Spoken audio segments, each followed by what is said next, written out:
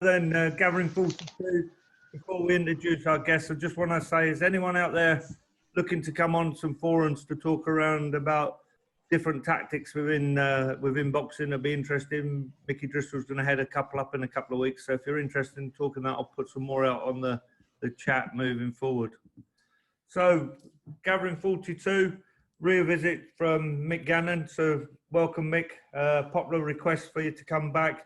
Everyone really, you really got going towards the back end of the first one, talking about skill, footwork, what good footwork looks like, what good pad work looks like.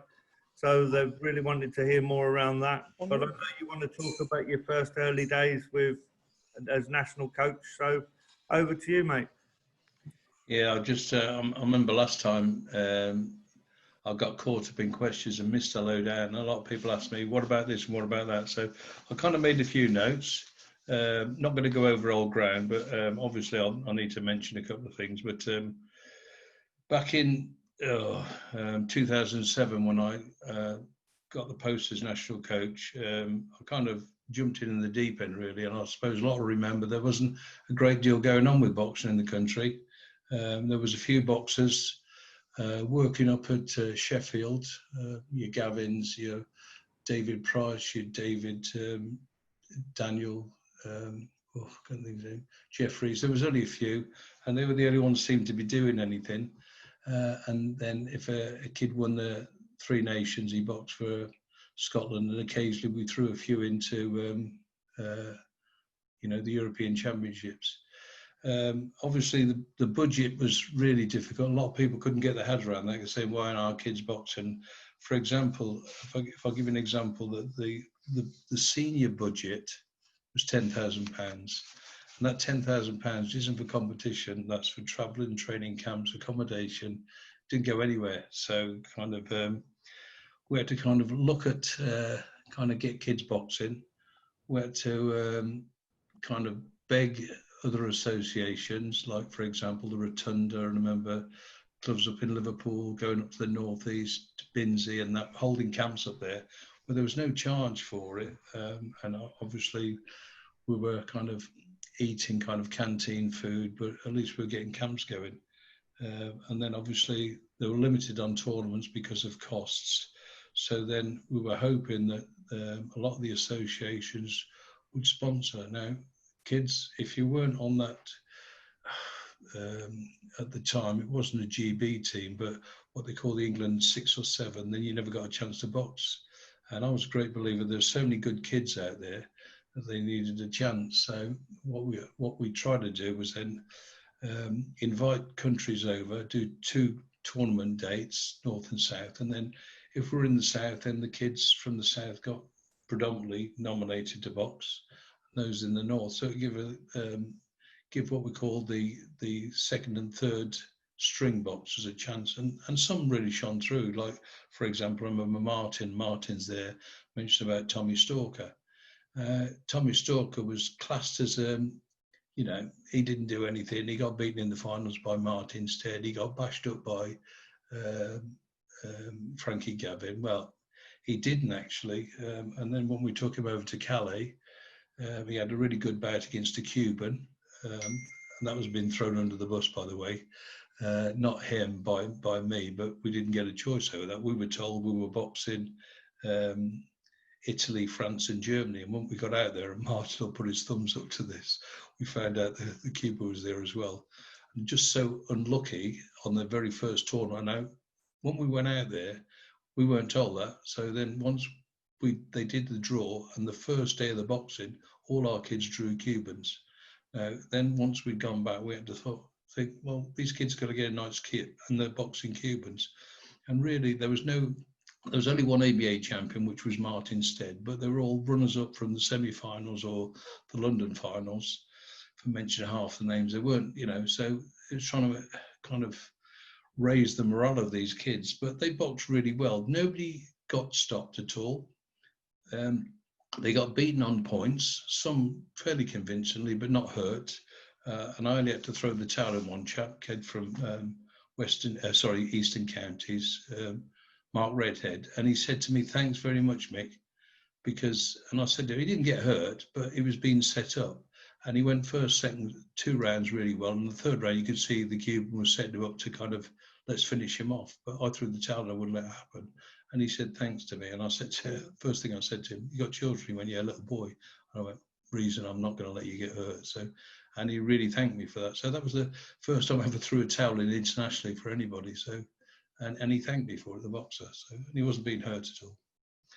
So yeah, Stalker got shone through on that one, and then he went back, and as we know from there, he went on to win a European title and boxing Olympic Games after that. So he came through, like a few of the other kids could come through, but it was giving them a chance. And if we didn't give them that chance, it meant we had to go out and kind of hunt for tournaments. And I remember begging that, you know, even against Wales, you know, and Wales aren't a strong team, but, you know, when we're boxing Wales and Ireland, we're saying to them, let's box your intermediate. It's not your first team, because what we didn't want to do was throw, you know, because the Irish had some world-class boxers, we didn't want to throw our kind of second and third strings in world-class. So we boxed the Irish intermediate champions. When we boxed Wales, Wales weren't considered a strong team, but it was more comfortable for our boxers to have this, you know, these bouts and kind of blossom them really on international vests. So that was the start with the seniors, and obviously, you know, on a limited budget, a real limited budget, it was difficult to do, and I had to kind of control that budget as well. So making sure that I put everything together. So I did a lot of begging, and people, you know, so clubs up and down the country that were helping us out really, and even kind of Mickey Driscoll. We went into West Ham one weekend and used that around, and even I think I used Nick's on one day camp at some stage. Heart of England. So the one that was a real opener was I found out was the female boxing, because when we started female boxing, it was brand new. It had never been done before. Although it was female boxers boxing, there was never any camps. Nobody had ever done anything. So we learnt, we made mistakes as we went along. Again, the budget, and there was big budgets put out in, I think, 2004, 2005 by Sport England, but on the proviso that we do something with female boxing. It wasn't classed as a joke, but nobody took female boxing serious, because really we had 4 girls, which was Nicola, Zoe Rafferty, Amanda and Tina Odell, and they were the girls, and no disrespect to them, when they attended tournaments, that's all they did do, just attend. There was no kind of real win, there was no kind of teammanship or anything. So when we started, it was brand new. We'd never had teams before. We had an old issue and issues with females accommodating, making sure there were chaperones there. And again, it wasn't just bringing female seniors in because there was limited amount. When we started bringing female camps together, we brought them in from schools, juniors, youth, and seniors. So we had to kind of work them that way. And obviously, there was no sparring between, you know, the different age classes, but it was kind of creating some form of ownership for the girls to say, hey, we're an association now, we're kind of doing something. So it was building them up. We did quite a few one-day camps around the country, but we did push the training camps together, and they blossomed quite quickly. I think they weren't doing anything until we went out to Calais that time, and I think I mentioned this last time, and I was sent over to have a word with the girls to say, right, take this serious now. The CEO at the time said, tell the girls take it serious, rather than just attend tournaments now, come back with goodies. And it was 2 Scouts girls, Anastasia Cousins won a bronze at like welterweight, and Natasha Jonas came back with a silver. And then after that, it started the competition. When the girls went away, they all tried to do better than each other, as you know, instincts go, and it just got better and better. And eventually we hosted a female European Union Championships in Liverpool, and we came second as a team, and I think we won 3 golds, 2 silvers and 2 bronze, which was amazing really. So and from there the girls blossomed. Eventually, you know, when they got accepted to the Olympic Games, They were the first team in the world, both male and female, to qualify for the London Olympics. So that was fantastic. So it's just gone on, and it's kind of. But the training was really difficult. I found it, with sparring, the relative strength, and this has not been disrespectful to females. When I started putting the camps together, especially we entered the European Championships, and we talk about good luck and bad luck. And I took the first biggest team away, 8 girls out to Poland. And the draw on the first day, and I remember Pete Taylor, Katie's dad, saying to me, "Mick, you're the unluckiest man in the world. Out of the 8 girls that on the draw, 5 of them picked FORBA and world champions, 2 picked European champions, and the other girl picked the local Polish girl who had kind of half the world there watching a box." And again, the first thing I thought is, once I'd done the draw, obviously they're all back in, having breakfast or whatever back in there. And I thought, how do I go and tell these girls now they're up against world champions? Because they'd never kind of been in this type of tournament before. And I thought, right, I won't say anything. I thought, I'll just treat it like this let's get in and do it. And just as we were getting on the bus, there was an Irish official turned around to one of the boxers and said, "Oh, I see you're boxing world champion." I could have lynched her. It was a female. I could have lynched her. I thought, just mind her own business. Straight away, backside fell out this girl, and and she even admitted it. I was totally demoralised, and then the rest of the team went down, and I thought, God, why did you just mind your own business? Anyway, the girl got in, and and I'm trying to think, it was the Russian girl that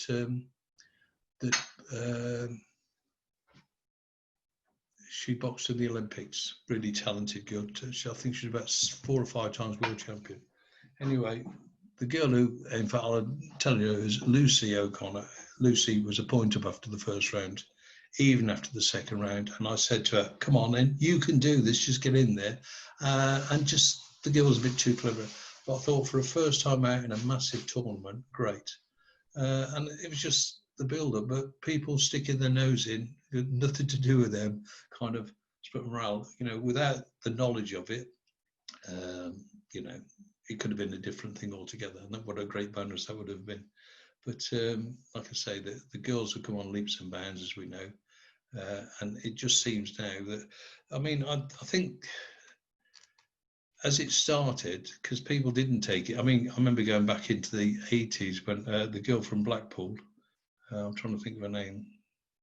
I think she went down to Parliament and she demanded female boxing. I can see her Facebook. I can't think of her name.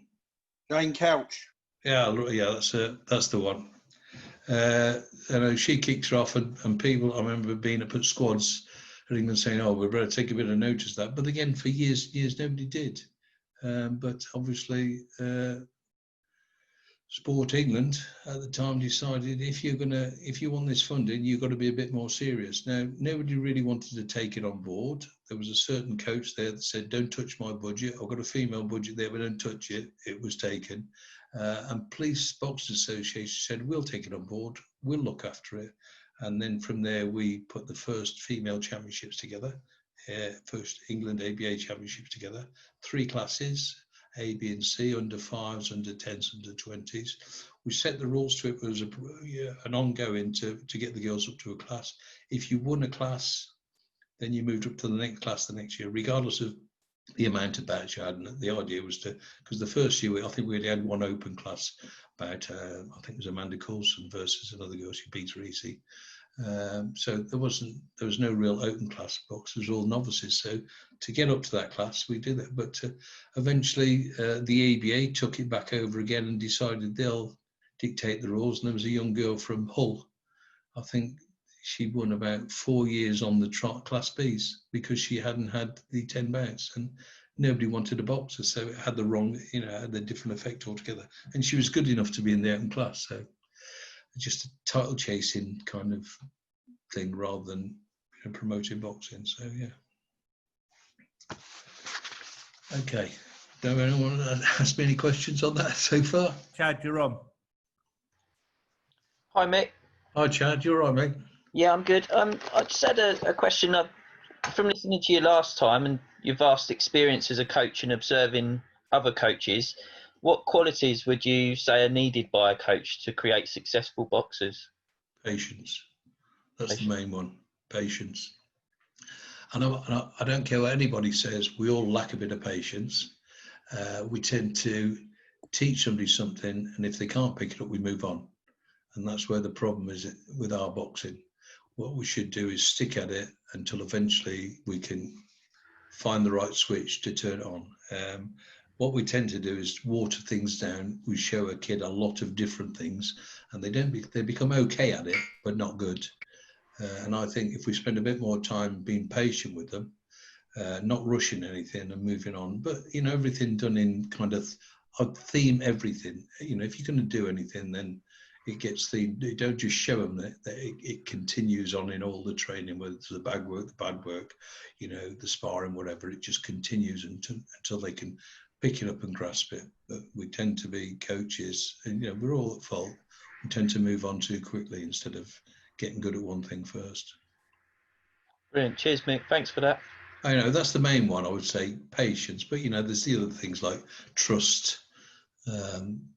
Boxers got to trust you, and honesty. So, but to me, patience is the main one with the boxers.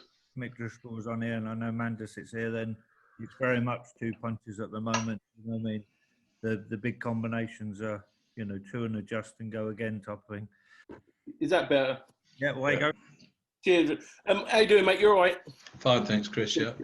It was just a quick one. I know we've discussed it before in coaches' courses and what have you, but just while we're on here, just your thoughts on, quite a few clubs just open sparring constantly. And like when you was doing the old GB stuff, the ratio of open spars and the importance of it really. Just your thoughts, please, Mick. I wasn't GB, I was England. So England, yeah. Well, it all starts back at this. When we used to do training camps, because I remember when I was an up-and-coming level 4 coach, and I did my apprenticeship coming through, and I started off getting the gloves out and doing everything and watching. Every squad was exactly the same. I'm going to answer your question in a minute, but I'm answering it a long way around. It was exactly the same. I knew what was happening every Friday, every Saturday, every Sunday. It never changed. Whatever squad it was, where there was any preparation for anything, it was the same thing over and over again. I'm a great believer in this. When boxers turn up for England or national squads or even regional squads, they should be doing things that they don't or can't do in the gym. One of the things that they can't or don't do in the gym, and this is obviously not all clubs, but the majority of clubs, they haven't got the quality to work with. So when you've got all these good kids together, they should be working on quality. They shouldn't be doing circuit training. They shouldn't be doing bag work. They shouldn't be, it's going to be part of it, but it should be themed on what we do. So when, to me, it wasn't about sparring. People said to me, what do you do off weekends? Now, I used to say, I use the word spar. And they say, so you can't spar all day. I said, so what do they do in the morning? I said, spar. It was partner work.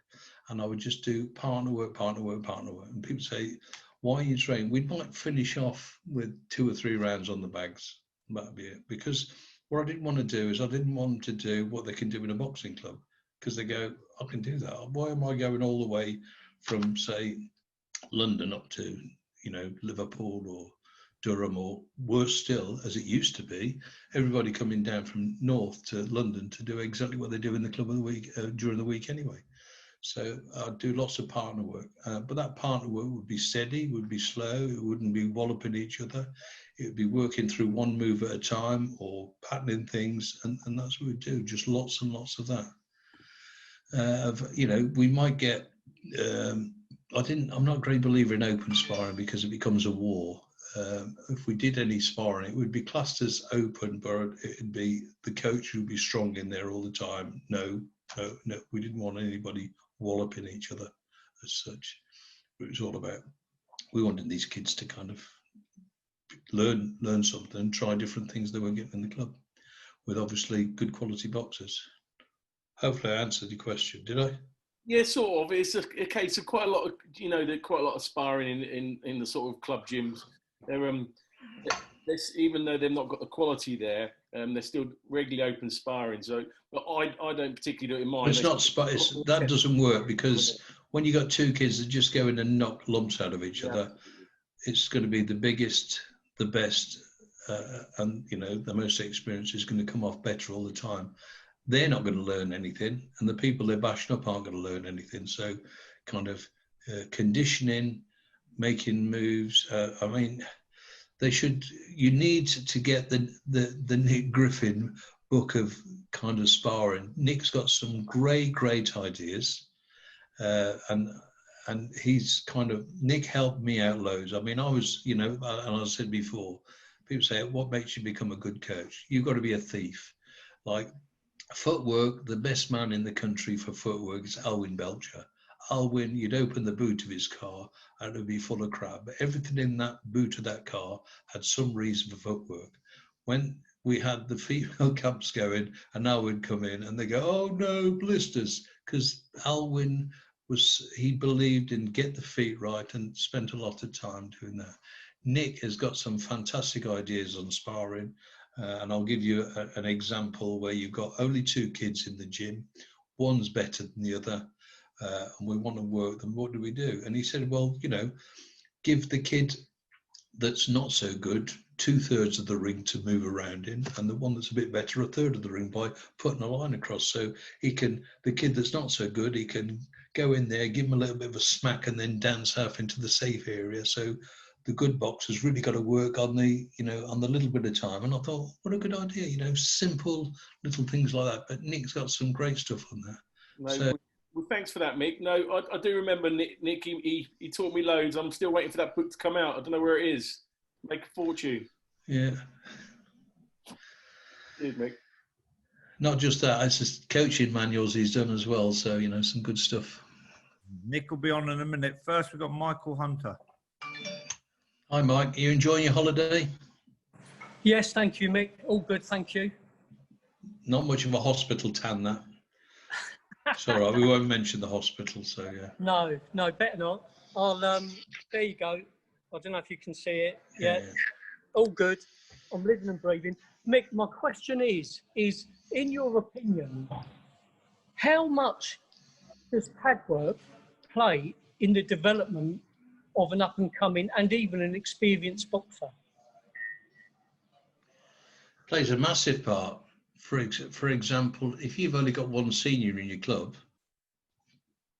and they can't spar or work with anybody else, rather than just hit a bag or have a moving target, as I said before, so pad work can play a good part. Now, I say a lot of the coaches, they'll make the boxer feel happy, good feeling about, let the boxer do whatever he wants on the pads.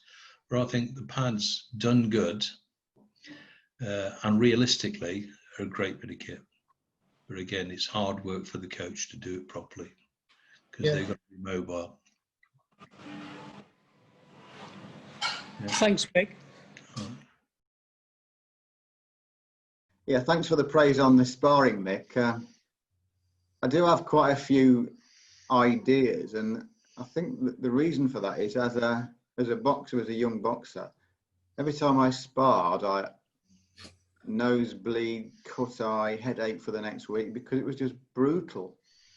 Back in the 80s, late 70s, the coaches didn't seem to give a damn about the boxers getting bashed up. So I'm a bit of a cowardly coach, and I just try and find ways of making it safe for everybody.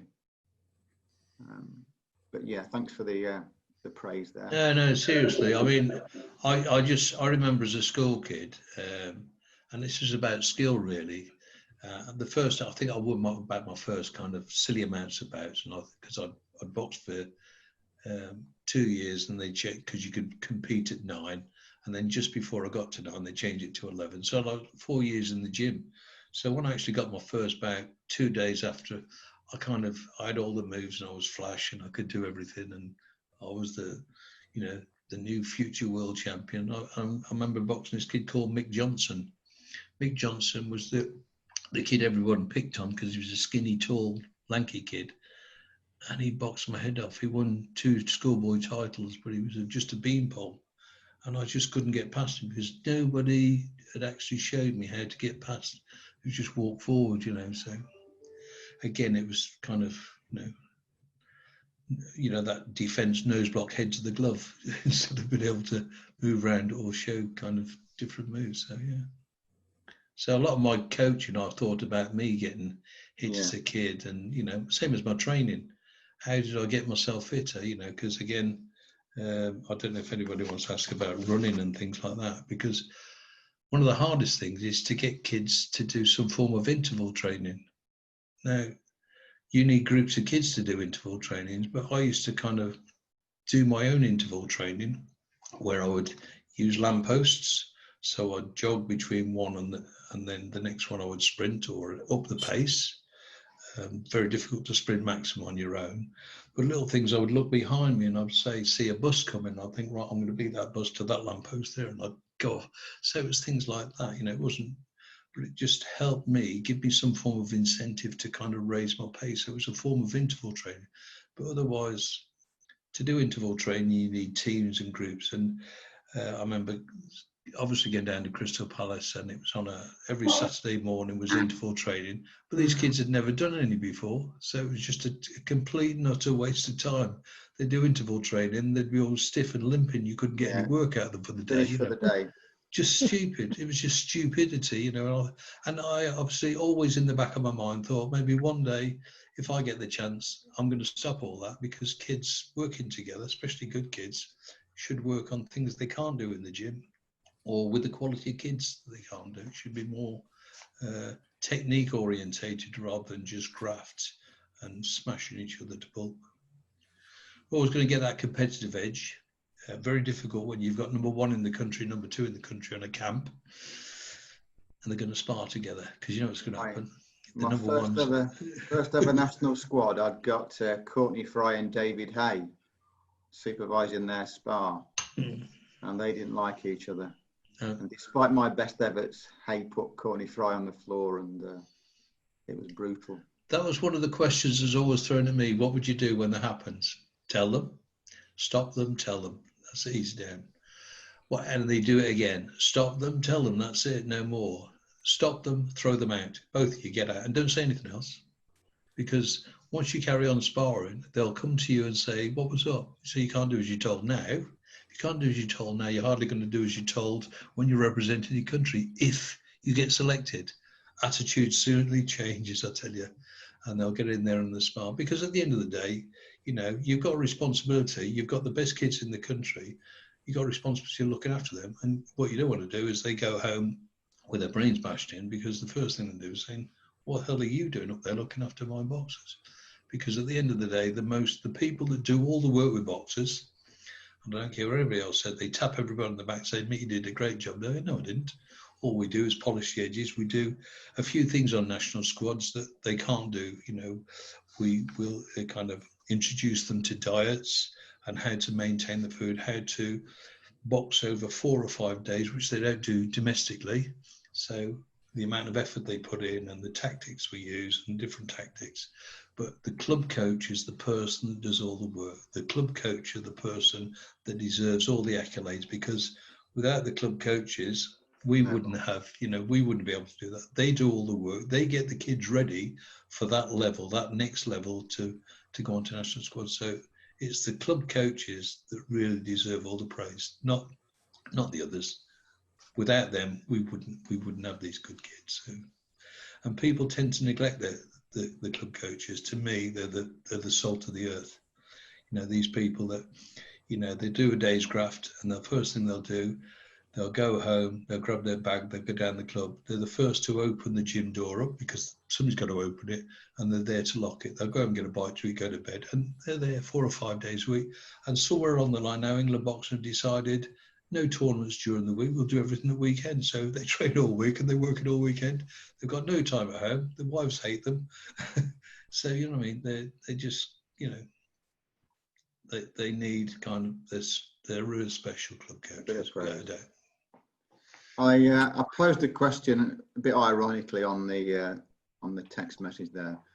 On your world travels, have you ever seen a 2-headed boxer that headbutts the opponent's fists?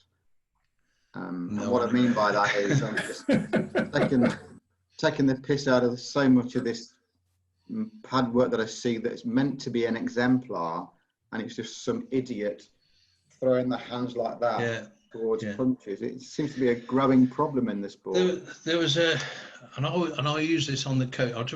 As you know, I run about 20. Well, I did up until COVID, but I'm sure we'll get back there. I run about 25 coaches course a year, and I always come up with this example, especially when it comes to coaches. And I give the example, and it was a few years ago. It was a young black kid from London. They said he was going to be the new Mayweather. And they put him on, I think, YouTube at the time. They showed him on the pad work, and he was absolutely brilliant. But it was the coach doing all the work, and they was going, watch this kid go. And when he got to the finals, I think he was a kid from Manchester or Liverpool, and this kid was just a simple long-range boxer. And everybody's crowding around saying, you've got to watch this kid. And I said, I'll get his head boxed off. And they went, nah, you don't got a clue what happened. And he got his head boxed off because the coach did all the work, and every shot he threw was short range. And the kid just played with him, really, and won convincingly. And I said, whose fault was that? It was the coach's fault. That's why that kid lost. Because, again, he made life easy, where the pad came to the punch instead of the punch coming to the pad, moving his feet, making it more difficult, frustrate the kid in the gym, so he just get frustrated in the ring, because that's what happened. And guess what? I never saw that kid again. So a potential kind of future world champion, he just drifted away. Never seen him again after that. Sad, really. Yeah. I'll bring one in, Mick. With a lot of shadowboxing, maybe the last option that you use, but just lately with COVID, there's been lots of shadowboxing to keep boxers engaging and that. What would you do? What would you recommend coaches out there? How could you up their shadowboxing levels at this present moment? What could you give them to do? Well, one of the things that it should be indoctrinated to kids is you see what a kid does when he gets into the gym. He just goes into the gym, he kind of incorporates his warm-up with shadowboxing, or they'll get in and start shadowboxing straight away. They'll turn sideways to see how big their muscles are and to see how good they look. Everything in boxing should have a meaning. And if it hasn't got a meaning, guess what? You shouldn't do it. And I'll do this on the coach's course as well. I'll say, whatever I tell you, there's a reason to it. And if there's got no reason for it, I won't tell you it. So shadowboxing, to me, should have a reason to it. So when they go into the gym, it's not just moving around. It should be the coach saying, if we're going to shadowbox, you're going to shadowbox to this theme here. You're against the counter puncher. You're against the fella that's going to walk you down. You're against the tall, lanky boxer. You're against the southpaw. Give them a theme to work with all the time, so everything's positive rather than just negative. Because shadowboxing, it doesn't mean anything. And I won't use the exact term that Kevin Smith tells me. He said it's just somebody dancing around like that, So he said otherwise, shadowboxing should have a good reason to it. And if you give good reasons to it, then there's no reason why shadowboxing should be boring at all, or it should be overused. You can, because there's lots of different styles. There can be lots of ways of getting boxers to lead off a shot or whatever, rather than just doing the same thing all the time, because that's what they do. Okay, so how can we adjust that sort of moving forward? Is there any? Did you always do the 3-minute round, 2-minute rounds, or did you alter that in any way at all? No, I don't think. I mean, depends. If you're going to do it as part of your gym, your equipment session, then you will do it over rounds. But I don't think you need to do it over any set session at all. It's like anything, if you do anything and you're tired, then it goes downhill. It falls to pieces. So I think anything you should do should only be done while you're doing it quality. So your only memory is good quality. Once you start losing the edge until you condition to that, then only do it on good quality. So, people say to me, when people first spar, I always say to them, we're Turk sparring. I say, how many rounds do it? And they go 3 2s. And I go, why? Why 3 2s? And they go, well, that's what they're going to box. And I went, okay, next week, at the end of the year, I'm going to run a marathon. So tomorrow I'm going to go and run a marathon. They'll start laughing. I go, there you go. What will I do? I'll build up steady. So rather than do 3-minute rounds, why bother even a time? Yeah. Why not just spar? And as a coach, when I start losing the edge of what the skill I want, I go, stop there, have a rest. How many rounds am I going to give them? How much rest am I going to give them? It doesn't matter how much rest I'm going to give them. I'm going to give them as much rest until they're 100% quality ready to do the same again.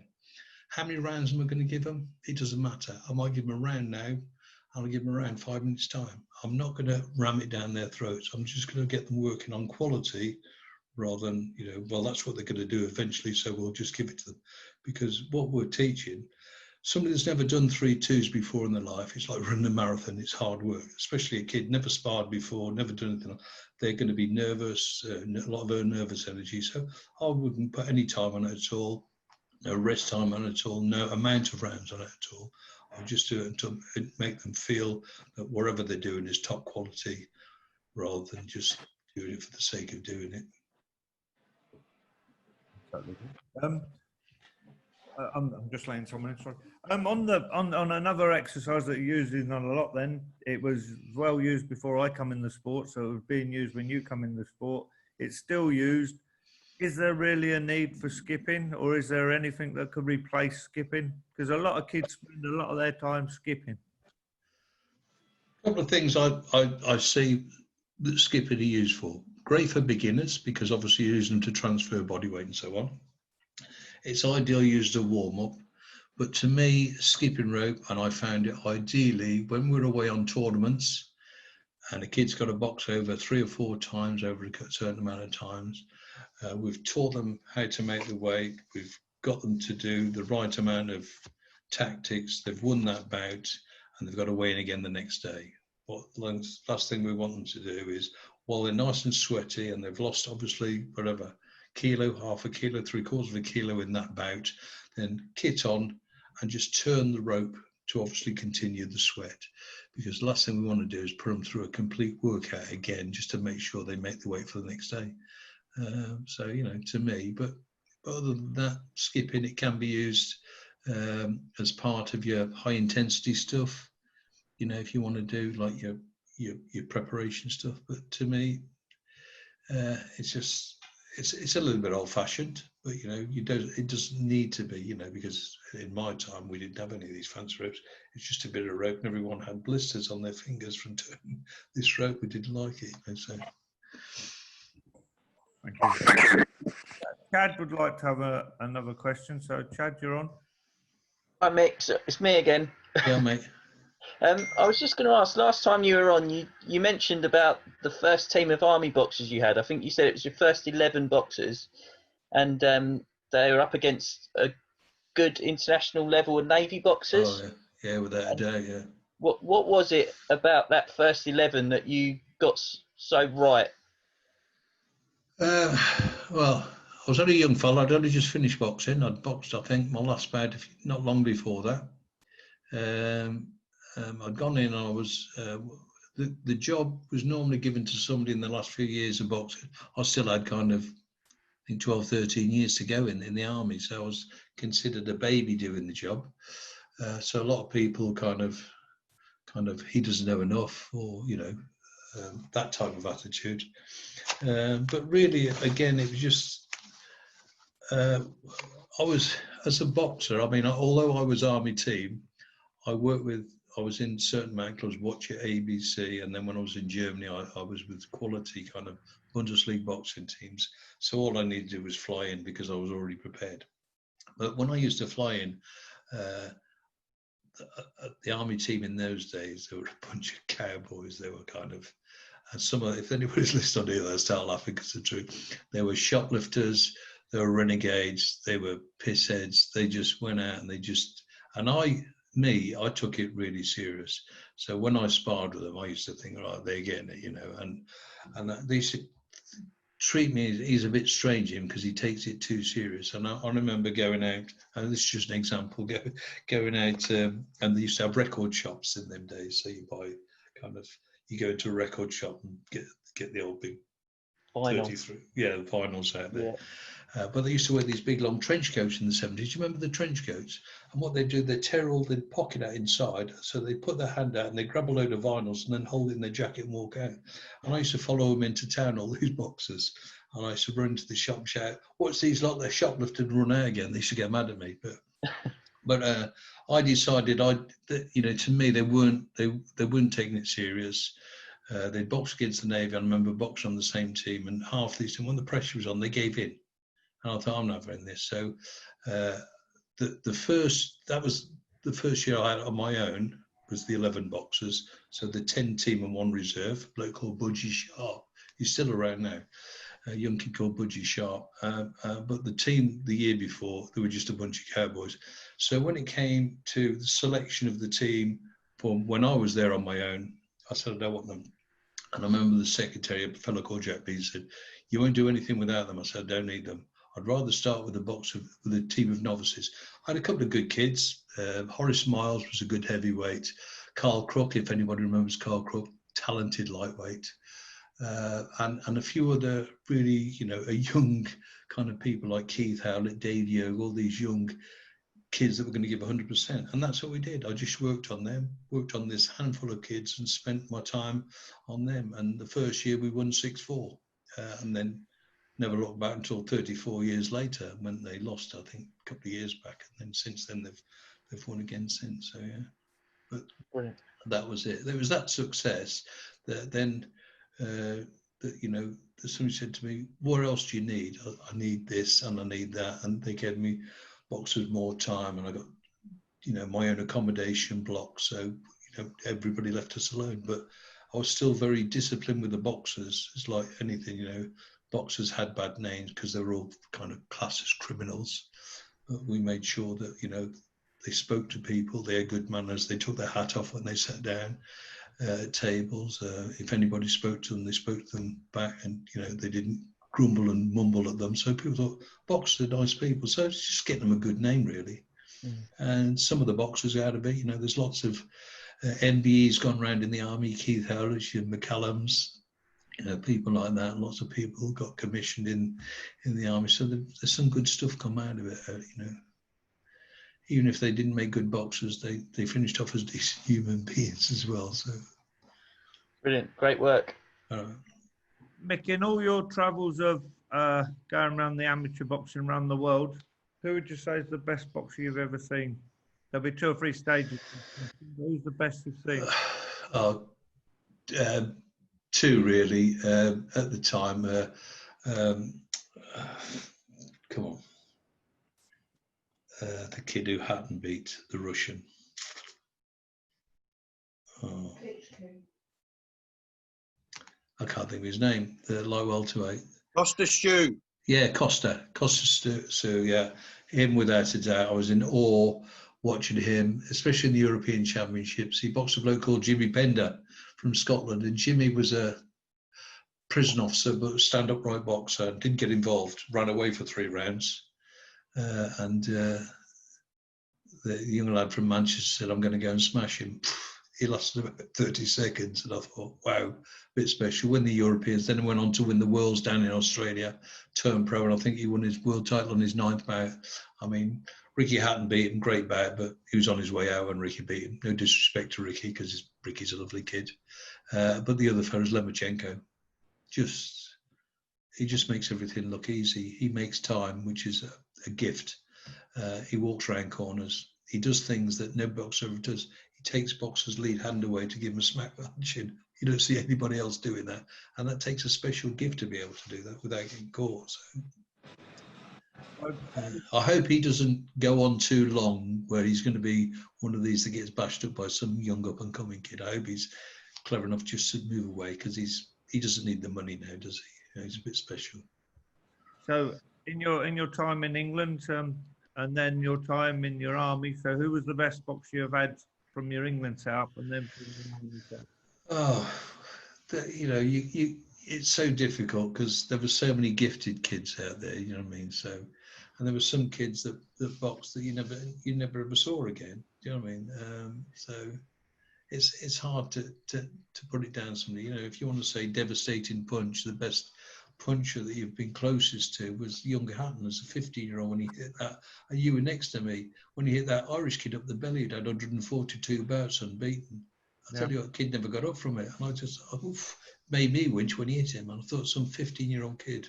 I mean, Hatton didn't realise. I remember being in the dressing room was saying to you, what's all that noise? It felt like somebody's hitting the wall with a hammer. But it was Hatton warming up, using the wall as a warm-up bag.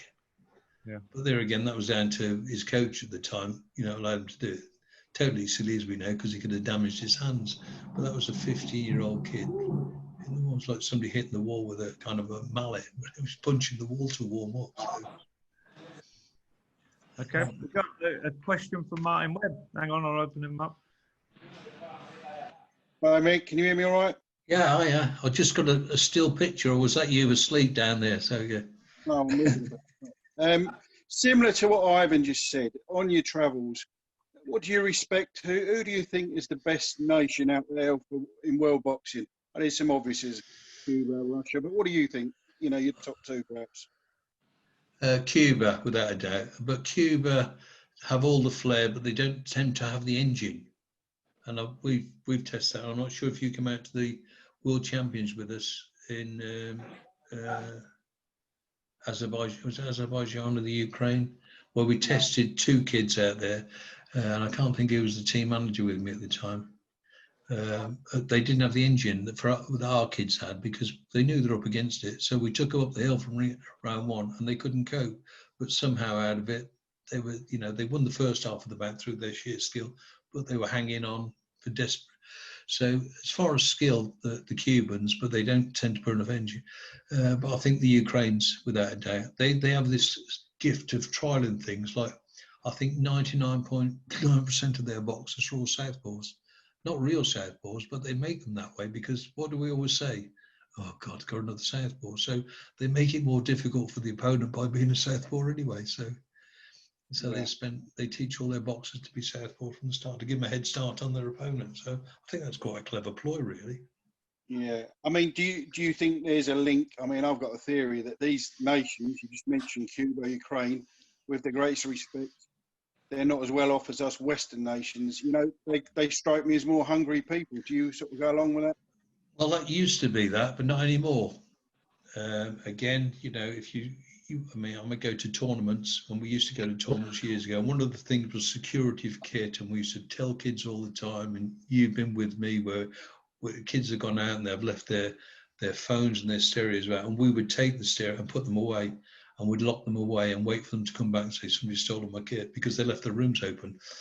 And we'd have to say, you've got to lock your kids away, but that doesn't happen anymore. Well, it would do, but all these kids seem to have all the gear, so they're not as hungry as they used to be. Cuba aren't, they can now move over to the States. So they're not as hungry as they used to be. Russia aren't as hungry as they used to be. So what it's doing is starting to level out now. Our kids are as good and they're coming through, but our kids, they have all the, for want of a better word, they have all the wealth, so they do it because they want to do it, and that's really important. A lot of these kids do it because they have to do it, because they've got to know with their life, but our kids do it because they want to do it. So I think that's an important bit. Can get our kids to do it. There's not many of ours that carry on doing it, very few. And I made some notes here about the importance of international tournaments, like schoolboys, very few international tournaments for them, because there are so many of them. There's a schoolboy European Championship, and somebody said to me, why not a schoolboy World Championships? Well, if we had a schoolboy World Championships with 18 weights, it would take about 4 months to get it through. You'd have to have a special selection for it. So World Championship boxers, IEBA only recognise junior, youth and seniors, but then they put everything down to 2-year gaps. 12 to 14 schoolboys, 14 to 16 juniors, 16 to 18. Now, what we did, and it caused a few problems with me, again, domestically, we wouldn't do that. We would never put somebody that's just 12 in with somebody who's nearly 14. Well, that was internationally. The same as we wouldn't put somebody that's 14 in with somebody that's nearly 16, because the maturity, but it happens internationally. We have taken on board now 16 to 18, and we do our youth championships like that. But that goes on internationally all the time. And a lot of the problems I had were with people. I mean, I won't talk about it now. I'm sure I'll get onto it sometime. Some of the the problems I had domestically and kind of the way I was treated by coaches and parents, because we had to take that into consideration when selection was happening. And people say, I didn't select, we just put recommendations in, and some of you coaches that work with me know, we sat down and we decided who were the better kids, and then they went to the selection panel then, and the selectors actually selected which boxes should go. But, you know, we did take into consideration maturity and age. We did say some younger kids out there, you know, of the younger age bracket, but they always seemed to come back with medals because we'd select them because they were physically mature enough and good enough to do it. Do you know what I mean? So, yeah. Okay, well, thanks, Mick. Cheers for that, mate. Take care. Right. Next one up is Chris Daly. Hi, Chris, again. I didn't recognise you there. Yeah, with your glasses on, mate. Yeah. Look intelligent now, don't I? Yeah. Well. Sort of. Okay, just a bit of. Can I just say, I was thinking about something you said the other day. It was only the other day I was thinking about it when you mentioned, was it when we took on England teams and we made them full-time, or sorry, when I took on the Army team and made them full-time, was it because what we did in our regimental days, you know, with 10 Regiment, the Queens, the Kings, the Paras? No, the Army team were always full-time, but it was always like from just before Christmas until just after, never enough time. And they would get kids in and they would try and get them fit in 3 weeks from nothing at all. That'd be all wrong weights. It was only my idea that we needed time to build them up to it. So, from my point of view is during my time, during the Army, the Queens and the 10 Reg and all of that sort of stuff, we became more full-time. And because of that, it seemed that we produced the better boxers out of the whole of the Army at that time. The main reason for that is it wasn't about being better as boxers. It was the colonels. It was the colonels that wanted to brag about their team being the Army team boxing champions. So what they would do, they'd say to the coach, how are we going to win this? I need full-time training. So they would write the boxers off. And you know as well as me, the majority of soldiers in units hated full-time boxers, because they didn't do guards, they didn't do duties, they didn't go away doing things. They just walked around the tracks all day. And what really wound the boxers, it was. But what really wound the other soldiers up was they'd see the boxers while they stood on guard on duty. Then the boxers coming in from the piss at night time. So you know, get to go. And we ate well. We did everything all at the top of the game. Brilliant. And even as a married man, I ate in the cookhouse, so I'd have steak for dinner. Steak every day. Beautiful, beautiful. Yeah. Okay. Don't tell anybody that, though. It's a secret. They would never believe it. Okay. You put me off my question now. Let's just go back, and probably some of these guys on here probably don't realise about the logistics that goes on between when you take a team abroad. And some of the things you do. So if you're traveling to let's say to a country that we consider things like, probably a little bit different now because we buy waters in bottles and things like that and all that sort of stuff. But to prepare a team when you're packing the kit back in Crystal Palace or wherever it was, what sort of things would you have to think about while you were getting that plan all together? Well, you've always got to rely, because of limited budgets, the budget you set, when they set it, the flights, the travel, they take into consideration, then again, the expenses, all that was taken into consideration. And also the team manager gets a limited budget. It is quite a limited budget, but that's there just in case of emergency. And I remember, and I can't think if it was with Martin or one of the other team managers, where they're out, and the food. We went to Bulgaria, and I remember that I got food poisoning. I couldn't walk virtually for 3 months, and I didn't realise it was the food poisoning that caused it. It wasn't until I seen the rheumatologist and they drained my knees, they said you'd had food poisoning. With a young kid called Callum Winton. Callum had two bouts in the Junior European Championship in Bulgaria, and then he woke up on the morning and his tongue was about that thick with kind of white phlegm, and he was just totally drained. So I thought, I'm not going to allow him to box. I'm going to take him straight down to to the doctor. So when I went down to the doctor went, no problem. I inject him, he'll box tonight. I said, he won't. He said, yeah, he will, no problem at all. I had to take his card and withdrawn from the competition. He wouldn't, this doctor couldn't get his head around this. He will box. And we're talking about, you know, a 14 to 16-year-old kid. And he was a real strong kid, Callum Winter, from Hartlepool. Anyway, he was trained. Anyway, when we put him to bed, and it was the food poisoning, because I remember looking, and I had to go in and with the team manager and watch. It was like, if you imagine, 600-700 boxes, and the food was just lined up on plates, and it was always chicken, salad, and rice that was reheated. All the worst things in the world. And I would say no. So in the end, after they weighed in, we'd say to the kids, right, have some bread, have some cereal, and then we'd go down to McDonald's, believe it or not, just to make the kids, because they're only youngsters, to give them something to eat. And the team manager would buy, you know, because otherwise they'd starve. There was you just couldn't, the food was inedible. It was terrible. So yeah, you'd have to take that into consideration. Whichever country you went to, you'd think, oh God, I'm going to starve.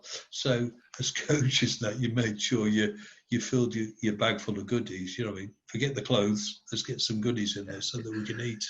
But, you know, but also for the boxers as well. I'll just say one of the cleverest persons, and I can see Amanda's name on there. I don't know if she, Amanda Coulson used to amaze me because, you know, I used to think, why don't, you know, at the time, the males could learn so much from the females. Amanda Coulson would eat baby rice. Now, if you think what baby rice has got, all the nutrients and the goodness that she would eat that, and that would be her after weigh-in meal. And I just thought, what a clever, I mean, it made her feel good, it was sweet, it was all of those things. Really clever about her weight, never had a problem with her weight, never struggled with her weight because she did everything right. Whereas we know most boxers, they weigh in, they go in there, they attack the thing, and they skip for bloody hours afterwards to try and make the weight after they box, or you're forever checking them on the scales, or you're making them jog, or, you know, because you're limited. Half the time you've got no gyms to work with, so the only thing you can do internationally, as most coaches know, they can either skip, they can shadow, or they can do a bit of pad work, because you've got nothing else to do, or you can jog, you know. So yeah, right. Here's another one for you. Go on then. We used to prepare, I remember while, you know, during my time on England, it's a case of we used to do the what if. And one of the things we encountered. What if and our butts? The what if and our butts. The what if and our. And butts, one of the things, it always comes back to me, and it's one of the things we never really thought of, is what happens if the kit doesn't turn up, right? We were on a trip to Germany, and it was at a time when there was a strike on at Heathrow Airport. We travelled out at Heathrow, and all the kit, all the boxers' kit, and I think we had 11 boxers and about 4 or 5 staff, and half the kit was missing. Half of personal equipment was missing. The first day of competition came and we still didn't have kit. Have you ever experienced on your travels anything where the kit and the equipment had gone missing during the flight? Yeah, and very, very similar. Thrown under the bus. Very first tournament I had, I'd been in the job. I started on the Monday, and on the Friday with Martin, where we've gone out to take on this so-called Italy, France, and Germany in Calais, and end up boxing Cuba. No tracksuits, no preparation camp, no boxing equipment whatsoever. And I stood there and I kind of said to the CEO at the time, I've got nothing. We've got nothing at all. So we're going out to meet, you know, Germany, a real proud nation. They have all the gear. France have all the gear. They're very proud. And we had nothing. So we've got kids turn up in jeans and tracksuits, not even tracksuits, bloody jeans and ragtag bobtail. It was just a Mickey Mouse lot. The day of the tournament, the office manager turned up with sets of kit we didn't even know fitted right, and we had to tie the vests up, which isn't allowed this day and age because they were too big. But there was no logos on it, there was no tracksuits, but she drove over on the channel and then just gave this kit out, and that was it. And that was it was a bit of a worry. It's a bit embarrassing. Everyone's dressed, you know, you got Cuba all dressed in their nice kit, and then you got England like a bunch of ragtag army. honestly, it was a joke. And we have had where kids' luggage has been lost, and we've found out the home nation's normally quite good. They'll loan you equipment. Do you know what I mean? They'll kind of say to them, you know, That's exactly the point. We had to borrow. We had to borrow kits from the Germans. But one of the issues that we did come across was young Luke Campbell at the time. He always had what was considered his lucky pants. Right? All right. So. And he wasn't really very happy at the fact that he had to box without his lucky pants. So, as you know, boxers are a little bit eccentric sometimes, where you know they get dressed in a certain way. They put left boot on, left sock on, first left boot on. Luke Campbell didn't have his lucky pants, so we then had to try and work out how we could get him into the ring without his lucky pants on. Have you ever experienced anything like that? No, but like I say, you get it, and people kind of, you know, some coaches where boxers say, I need him to put this bandage on, I need him to make sure this goes on here. If a boxer believes that's what's going to make him win, guess what? We do it. Do you know what I mean? So, you know, some people, we had it with it, you know, back in the 80s, where a lot of boxers like to sit there and read the Bible. And some boxers came in and tried to take the mick, and I would go, oh, don't do that. Let them do it. Nobody takes the mick out of you. So, you know, you just allow people box. If they, whatever they believe that's going to make them perform, then let them do it. So be it. Yeah, the lucky pants as such. Yeah, the lucky pants, tatty old thing. I bet he won though, didn't he? Yeah, he did. Yeah, so maybe he doesn't need them lucky pants anymore. Yeah. Be interested to find out if Luke Campbell still needs his lucky pants. Still needs his lucky pants. Well, the boy became a man on that day, I should think. Yeah. If you want to look at it like that, but it was a funny one. Yeah. Thanks, Mick.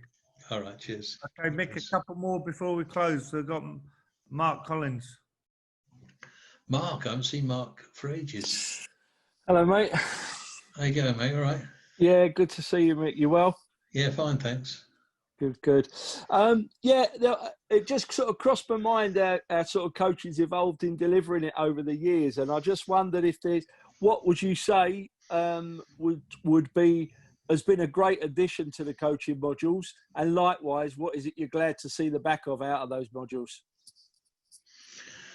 Well, I don't know, because like I say, I've been out of the system since 2014, so I'll maybe not give you a, you know, I can only say from, you know, my experience. From your time in there, yeah. But it's only the things that I believed in from what I went through as a young up-and-coming coach, and I thought, I don't want that to happen again for the future. And most probably coaches came through and saw things that I thought, I didn't thought, well, I don't like that, and they move on, and we progress, and we get better that way. So, you know, you know, like I say, I've been out of the system since 2014. So, yeah, you know, the actual, you know, national boxing system. Yeah, Still involved as such. Hi, Amanda. Cool. I was gonna. Sorry, go on. Adam Hanover.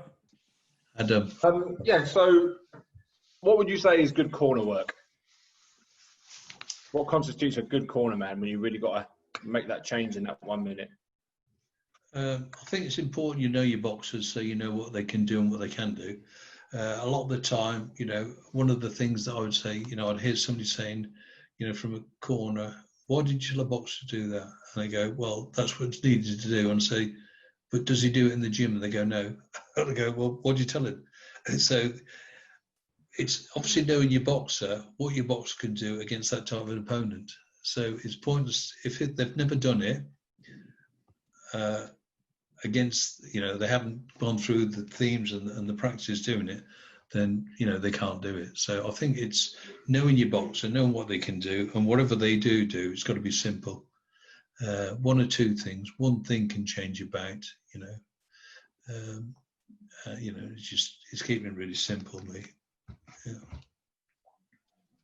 I think we've seen things like that with England as well. When you actually There used to be times where you didn't often get that opportunity to work with the boxers beforehand, and coaches were getting thrown in with boxers they never worked before, and then they would ask them to do something in the corner, and it wasn't in their skill set. But now there are prep camps where they get to know the boxer a lot better. And so they should, and you know, without a doubt, that's a lot better. You know, I don't think it might. I know before my time, where I'd kind of, or in my earlier stages, then I would just be sent out.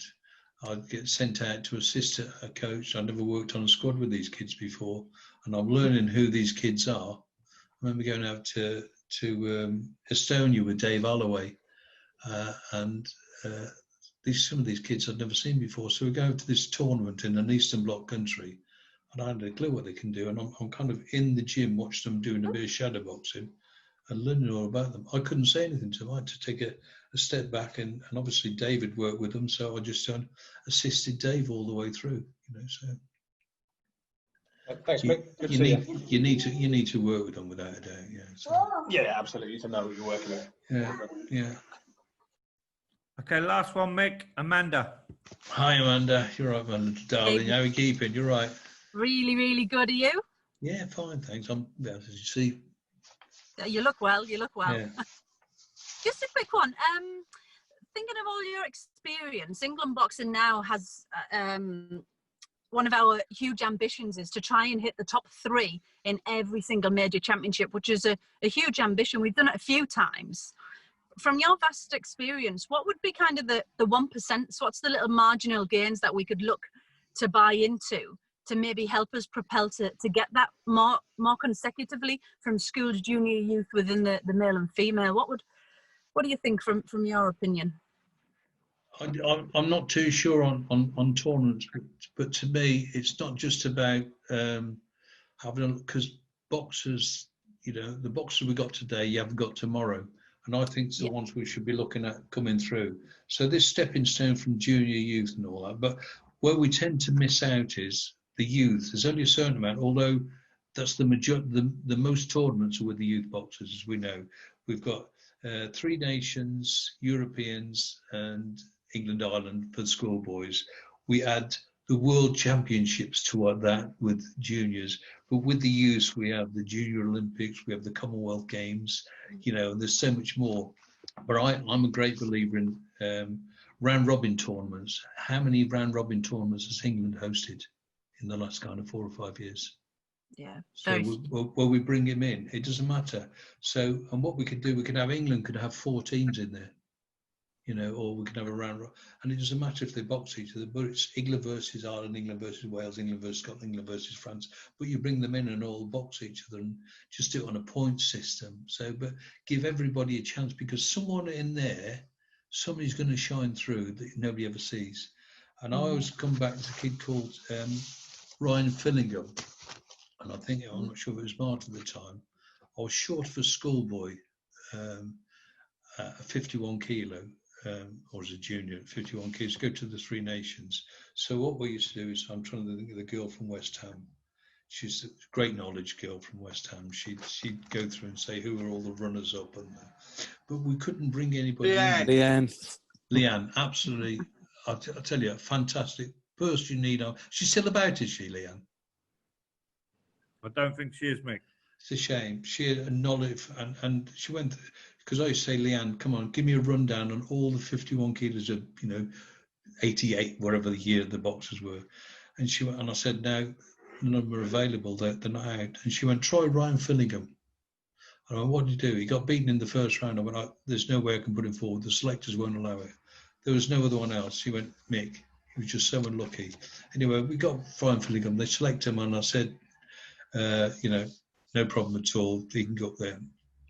He stopped both boxers and won the 3 nations. He was absolutely phenomenal. And I thought, wow. So it's things like that, having these other tournaments, you know, even, you know, what we used to do with the seniors, because they never got a chance. There's just the 1 or 2 things. But we take on Ireland, we'd kind of look at these other, you know, Wales, just to get them out, do North and South, 2 tournaments, bring Germany in, box North and South, bring, you know, I think Sweden in, we boxed them down in Basingstoke, and then we went up 2 days later up to Tyne Tees and boxed them up there again. So, but we got all these other kids, and to give them all a chance. And some people really shone through. Who's that young, good-looking kid from the northeast? He's boxing for a world title soon now. Can hit a bit. Good-looking kid, about like welter or welterweight. He shone through on that. Troy? No, it won't be Troy. No, he's a welterweight. Oh, I thought you'd know him. Really, really good-looking lad. So, again, bit of a model. So, and he can wallop a bit, and a good mover as well. And he shone through on that. So, you know, it's about competition, I think, because once you produce competition, and kids wear an England vest, you know, once they wear their England vest, you know, they'll grow. They really grow, and the more tournaments you can do, we're not. England a bit sparse at running tournaments. I don't know why. We should have an organising committee out there to say, hey, besides the Three Nations, Ireland are brilliant at it.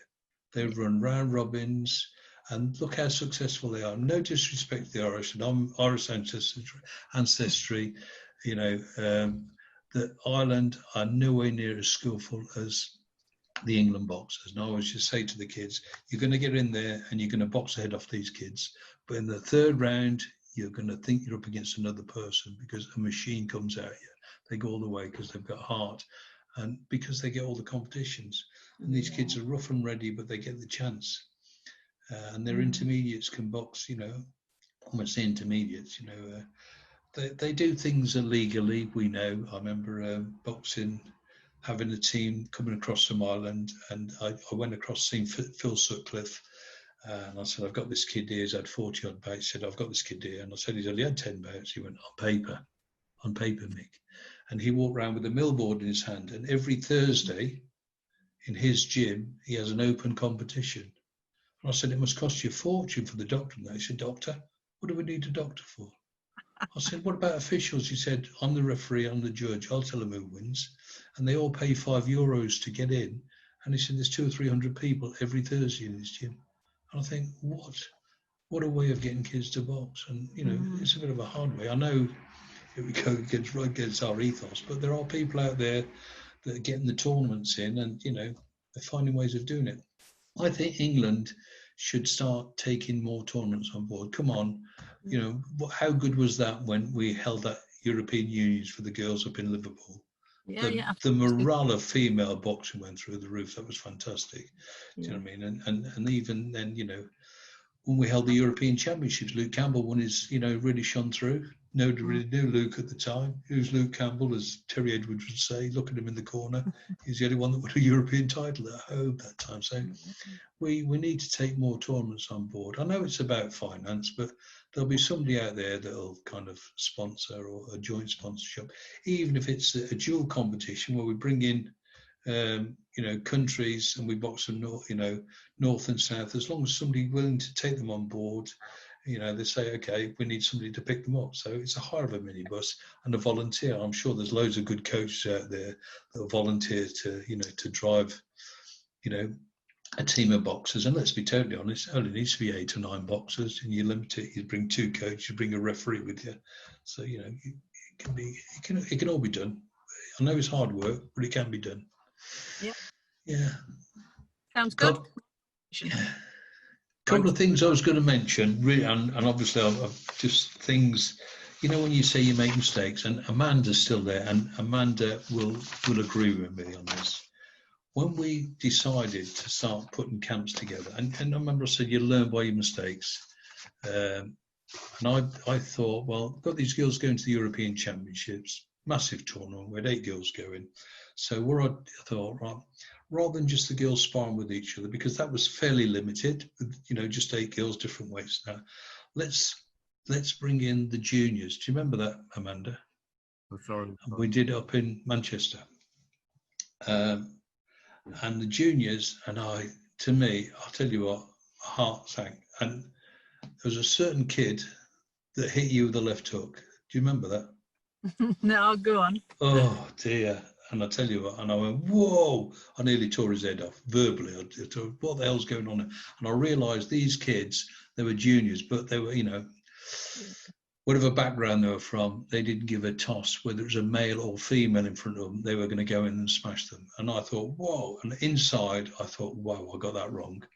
So I remember doing the next camp, and I think it was in Liverpool, where we brought the schoolboys in, and that worked a lot better. So again, you know, when we're talking relative strengths, you know, in their own rights, without a doubt, the females are absolutely, in fact, the most successful boxing in this country is female boxing.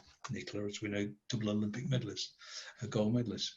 But, you know, it's got to be so right, you know, some of the things, and we learn by our mistakes. And in them days, it was fairly new doing squad boxing, especially for females. Everything was done individually, as you know. But to start off, getting the team together and working as a team, and then obviously chaperones, trying to get, you know, the girls hadn't really, some of the female coaches hadn't, you know, done anything before. Sylvia, I remember Sylvia, when we went out to, where I got you to start eating fish, Sardinia, do you remember? Yeah. And Sylvia, the CEO phoned me when the weigh-in's gone on. So he said, Mick, I need to speak to you. I said, Sylvia, just kind of mark down who's boxing who. So I'd gone out, spoke to the CEO at the time, gone back in, I said, and she went, I've got a clue what went on, Mick. I couldn't understand it. I thought, oh God. So I couldn't then go back and tell the girls who or when they were boxing until the program came out about an hour before the bounce. And I thought, oh. So, you know, there was so much of teaching coaches, learning it was like a brand new language altogether. So it was hard work to start with, but, you know, good fun. Good fun. A couple of things I wanted to say by going off of some of the things that went on. I remember and Marta remember this, on our hands and knees under the ring in Calais, looking for Mark Redhead's tooth that was knocked out of his head. And everybody's asking us what we're doing, and we found it. We found his cap. So all he needed is go and have that transplanted. We had a police team box against the New York team. And anyone remember Francis Bennett he won an Irish bronze medal in Barrett. He was at Trojan. Yeah. Well, it's two brothers, John and Jimmy. If you only had two bouts on a show, the audience would normally walk out, but they wouldn't if they'd seen these two good, but they were really entertaining. But they were hands down and they were tearing away. John Barrett comes back at the end of the second round and he just got a smack in the mouth, and he's, you know, exciting, but he's carrying his hands down low and he's boxing. And I said to him, you've got to keep your hands up. Second round, third round, I went to put his gum shield back in and it wouldn't fit in. His teeth had gone back in his head that way. So I said to him, I'm going to call the referee over to stop it. He went absolutely ballistic. Don't you dare stop this. I'll kill you and all that. So I had to put my hand in his teeth and pull them back straight. Pull them back straight before I get his gum shield back in. So talk about some weird things that gone on in boxing. He tried to claim from England Boxing, or sorry, the ABA at the time through insurance, but they wouldn't pay him. They wouldn't pay, so I found that amazing at the time. So, yeah. On that note, Mick, thank you very much. We're sort of up on our hour and a half. It's been really good. Is it that long already? It's been really good to listen to you again. Thank you very much for coming on, Mick. Appreciate it. All right, buddy. Take care, everyone.